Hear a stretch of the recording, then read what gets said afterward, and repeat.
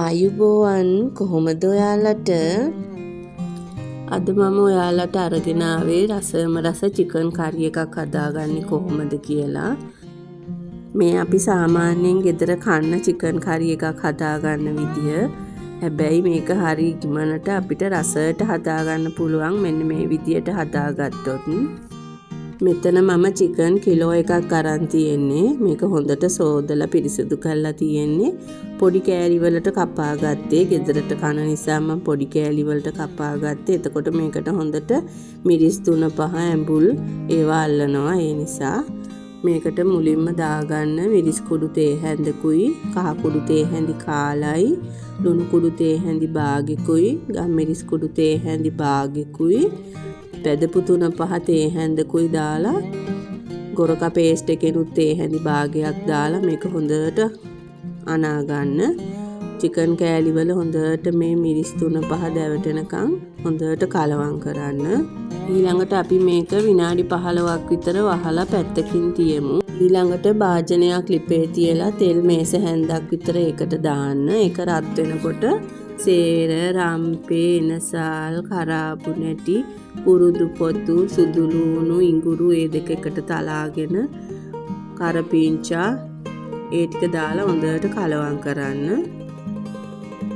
සේර ගහත් හොඳට තලලා එකතු කරගන්න. මේ ටික හොඳට කලවම් කරලා ඊළඟට මේකට සූදුරු තේ හැඳි කාලකුයි, උළුහාල් තේ හැඳි කාලකුයි දාලා ඒ දෙකත් හොඳට මේකත් එක්ක කලවම් කරන්න.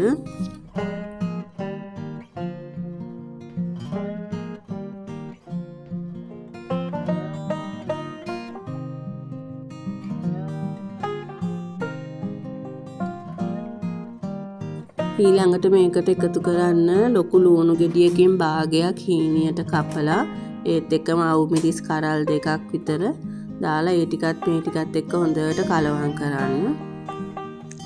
ඒ ටික පොඩ්ඩක් රන්වන් පාට වෙනකම් බැදෙන්න දෙන්න.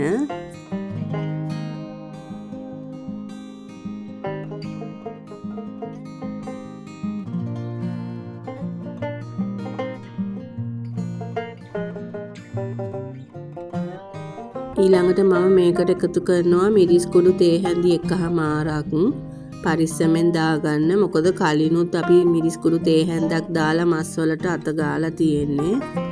අමු 3-5 තේ හැන්දකුයි දාලා ඒ ටික හොඳට කලවම් කරන්න. මේ ටික චුට්ටක් තද පාට වෙනකම් බැද ගන්න. එතකොට තමයි අපේ මස් එකට ලස්සන පාටක් එන්නේ. දැන් අපි මේකට සීසන් වෙන්න තියාගත්ත මස් ටික එකතු කරනවා. මස් ටික එකතු කරලා හොඳට ඒක කලවම් කරන්න. මේකට වතුර දැම්ම එකතු කරන්න එපා. මේ ටික හොඳට කලවම් කරලා පියනකින් වහලා විනාඩි 5ක් විතර තියන්න. එතකොට මේකෙන් වතුර වගේ උනනවා.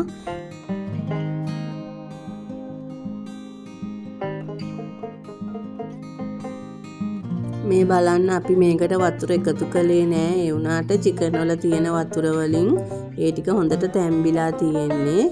මේක හොඳට කලවම් කරලා ඊළඟට අපි චිකන් ටික සීසන් වෙන්න තිබ්බ භාජනයට වතුර පොඩ්ඩක් දාලා ඒක හොදලා වගේ මේකට එකතු කරන්න.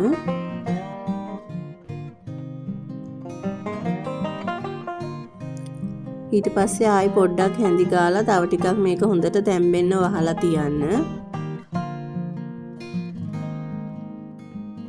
තව විනාඩි 10ක් විතර තැම්බුනහම ඇරලා බලන්න. මේක ඊට පස්සේ රස බලන්න. ලුණු ගතිය එහෙම මදි නම් ලුණු තව එකතු කරගන්න. සැර මදි නම් ගම්මිරිස් කුඩු ටිකක් එහෙම තව එකතු කරලා ඔයාලා කැමති විදියට සැර හදාගන්න. දැන් මේක හොඳට තැම්බිලා තියෙන්නේ. දැන් අපි ලිප නිවලා එහෙම ලිපේ රස්නේ උඩ පොඩ්ඩක් මේක තව හිඳෙන්න දෙමු. මේ චිකන් කරි එකෙන් හරි සුවඳක් එනවා. ඒත් එක්කම සුවඳ වගේම මේක හරිම රසයි. මේ බලන්න අපි හදාගත්ත රසම රස චිකන් කරි එක බලන්න තෙල් පාටට මිරිස් පාටට ලස්සනට තියෙනවා.